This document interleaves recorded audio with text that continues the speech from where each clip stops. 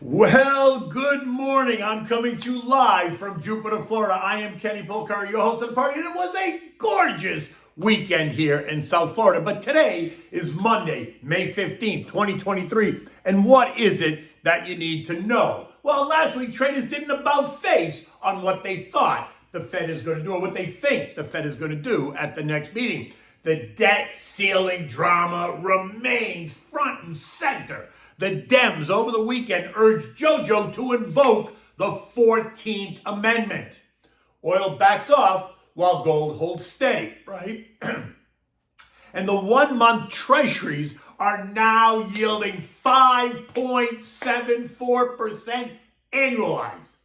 And there's also Turkey in turmoil over the weekend due to their elections that they had on Sunday. And we're going to try the Lollipop Lambchops. Just thinking about turkey, right? Lamb, turkey goes really well together. Anyway, so look, stocks struggled, right? But they ended the day lower on Friday as traders are apparently reconsidering the Fed's next move after the latest University of Michigan sentiment survey and the inflation expectations hit the tape. Sentiment fell to 57.7, down from 63.5, suggesting Americans are not feeling good about the path forward.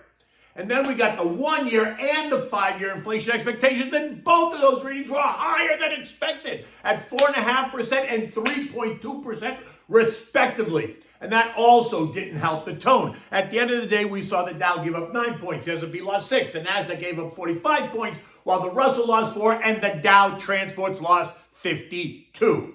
Recall that after the latest CPI and PPI reports, it left many trader types to assume that the Fed was going to pause at the June meeting.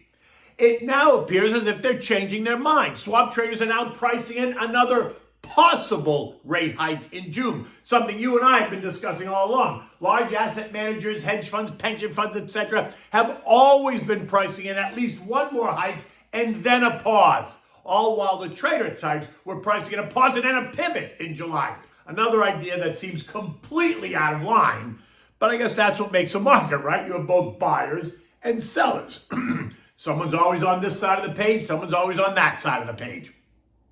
Additionally, markets appear now concerned about the debt ceiling discussions, and while they continue to try and create anxiety about the coming default, you and I both know it's not happening.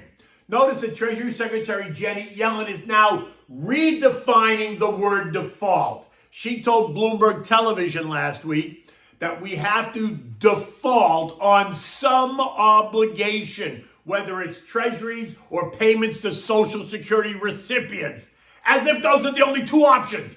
I'm surprised she didn't threaten the military pay, right? Something that she's probably holding on to as a last-minute threat to try to get everyone really riled up about not paying our members of the military. But do you see how she did that? Do you see how she changed that definition? It's either or one of those payment obligations. Let's be clear. A default on Social Security payments, which is unlikely to happen because there are so many other places to pull money from. Think furloughing government workers, closing state national parks. It's not the same as defaulting on U.S. government treasuries. And all that does is create anxiety amongst the senior class, many who depend on those payments. And so she's hoping that seniors call their congressmen and congresswomen and put pressure on them to make a deal. She makes it sound like there are no other possibilities, which is bullshit. But that's another story, right? Because we both know there are plenty of possibilities where they can pull money. 2 weeks ago, a default was defined as the U.S. missing payments on Treasury obligations and how the U.S. credit rating was at risk all around the world. She used inflammatory language to accentuate the point, just to get it all heated up, right? She then went to New York City on Friday to try to convince the heads of the 5 families to put pressure on Congress just to give him what he wants and then negotiate on the spending after we raise the ceiling with no strings attached. Yeah, that ain't happening. The raise needs to be accompanied by a commitment to stop the stupidity, much like we did the last time we reached crisis levels. And you remember when that was? That was when Barack Obama occupied the White House. Do you see a pattern here at all? I don't know, just curious. Maybe there is, maybe there isn't. Over the weekend, Democrats urged JoJo to use the 14th Amendment to raise the debt ceiling. The 14th Amendment would allow the president, by constitutional authority to raise the debt ceiling to prevent the default on government securities, telling JoJo that he does not have to agree to any GOP demands on spending cuts or concessions to extend the nation's borrowing authority, a step that no previous president has ever taken, something that anybody with a brain in their head would recognize as dangerous. Dick Durbin, Democrat from Illinois, telling us that the language is very explicit, while Lizzie Warren, a Democrat from Massachusetts, told us that the president's responsibility is to find an alternative path should Kevin McCarthy push the country over the edge. Notice the language, pushing the country over the edge. Come on, stop with the histrionics.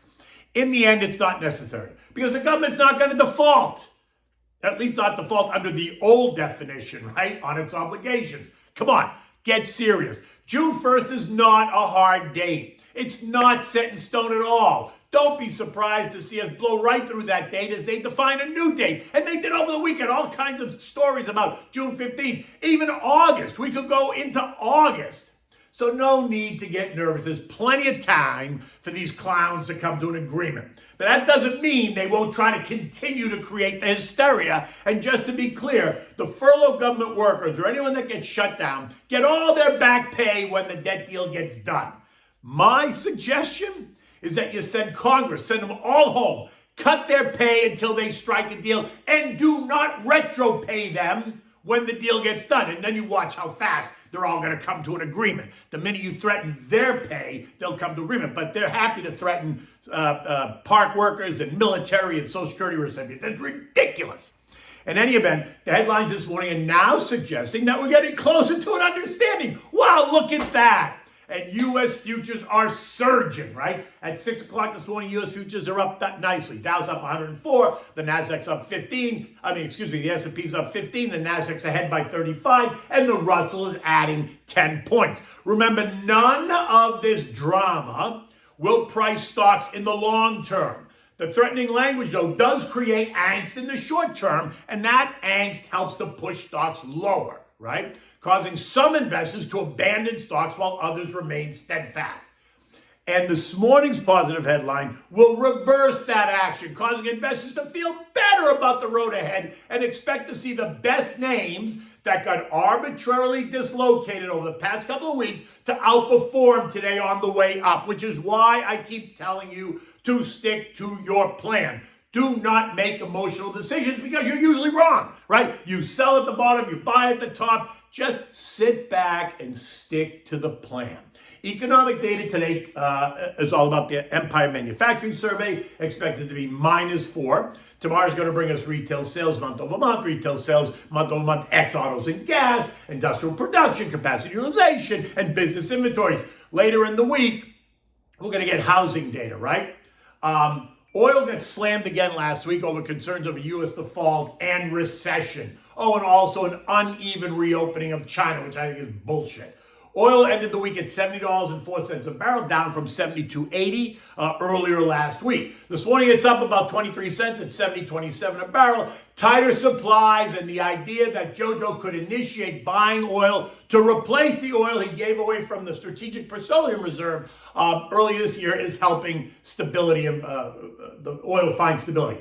In addition, OPEC Plus is set to meet on June 4th, and they're expected that they're going to discuss the idea of more production cuts at the meeting. Now, they may not do anything, but it will certainly be on the table, especially if oil remains sub $75 a barrel.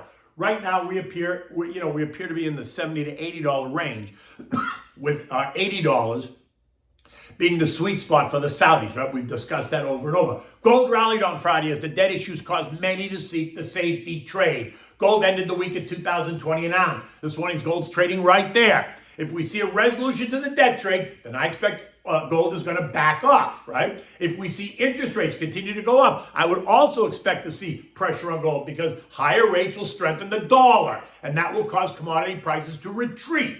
A higher dollar equals lower commodity prices and vice versa. And while that's also true of oil, oil is much more sensitive to what the Saudis do since they are now in control of production, right? We are no longer in control. If they cut production, it will tighten supplies, and that will force the price of oil higher. In either case, I expect both assets to increase in price over the balance of the year. Treasury yields remain tight. The 2-year yielding 4%, the 10-year yielding 3.47%, while the 3-month and 6-month bills are yielding 5.2 and 5.12 annualized, respectively. Now, the 1-month Treasury is yielding 5.74% annualized. So just to be clear, if you put $100,000 into a 1-month Treasury, you're going to receive $478 in interest, right? $100,000 times 0.0574 divided by 12. You can do the same math on the 3-month and the 6-month bills as well. Just divide the answer by 4 or 2 versus the 12 to find out what you're actually getting on a quarterly basis or a biannual basis. European markets are higher. There is turmoil in Turkey. Turkey had their election on Sunday, and Erdogan got 49.5% of the vote, while his challenger, and I can't pronounce his name, Kemal Kılıçdaroğlu, got 45% of the vote. So there's going to be a runoff election in 2 weeks. Right? In the end, does anyone really expect Erdogan to lose? He's been their leader for 20 years. Think about what happened in China and Gigi. Was he ever really challenged? I mean, come on. The S&P closed at 41.24, down 7 points. This morning, with futures higher, in the media now all talking about an imminent deal, expect us to churn, if not pop, higher. Remember, both sides need a win. Jojo needs to look as if he did not back down and cave, while Kevin has to make it appear that's exactly what Jojo did in order to get his caucus to fully support him. In any event, the only thing you need to realize is that while the debt discussions create angst, they do not price stocks in the long term at all. But the angst does create opportunities in the short term. You know the deal. As a long-term investor, stick to your plan. Build a more defensive portfolio right now to weather the storm, right? Use short-duration treasuries as a holding place for cash until you get ready to deploy it, while using the contra trades, the SH, the PSQ, the DOG, the VIXI, to help protect you in a downdraft. In the end, it's the emotional decisions brought on by those creating the hysterical headlines that presents an opportunity, certainly in the big mega cap names, across all sectors for the long-term investor. Okay, so what are we having for dinner tonight? Well, considering there's all this turmoil in Turkey, I figured I'm going to give you lollipop lamb chops, right? Because they're lamb chops, it's turkey, lamb is a big dish in Turkey, so we're going to go with the lollipop lamb chops. These are so simple to make. You can have the whole dinner, start to finish, 20 minutes, right? All you need is an arugula salad mixed with cherry tomatoes, red onions, cucumber, and feta cheese. Right, dress it with olive oil and fresh lemon juice. Right, it's a 20-minute meal. So now you need a dozen of the lollipop lamb chops. You need adobo seasoning, which you can buy in the spice section at your grocer. It's a Spanish-style seasoning. Turn your oven on to broil. Place the lamb chops on a baking dish and season both sides of the lamb chops with the adobo. That's it. Nothing else. Just the adobo. Turn them over, do the other side. Let them rest for 10 minutes as they kind of absorb the adobo seasoning.